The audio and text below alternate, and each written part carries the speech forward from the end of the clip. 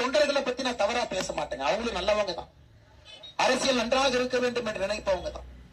ஆனா இன்னைக்கு திமுகவினுடைய முழு கொத்தடிமைகளாக யாரு மாறி இருக்காங்கன்னா, அண்ணன் திருமாவளவன், அண்ணன் வைகோ, கம்யூனிஸ்ட் கட்சி முழு கொத்தடிமையாக. கருணாநிதி என்கின்ற திமுக எம்எல்ஏ வீட்டுல ஒரு பட்டியலின சகோதரியை போட்டு எட்டி உதைச்சு அடிச்சு மிரட்டி சூடு வச்சு அந்த பாட்டா வெளியே வந்து பிரஸ்ல கதறது 10 நாளா ஒரு எஃப்ஐஆர் போடுறது துப்பு இல்லைங்க ஐயா. எஃப்ஐஆர் போடுறது துப்பு. பாரதிய ஜனதா கட்சி ஆக்ரோஷமாக சண்டை போட்ட பிறகு ஒரு எஃப்ஐஆர் போட்டு அக்யூஸ் அரெஸ்ட் பண்ணாம நீ போய் ஆன்டிசிபேட்டரி பெயில் எடுத்துக்குவான்.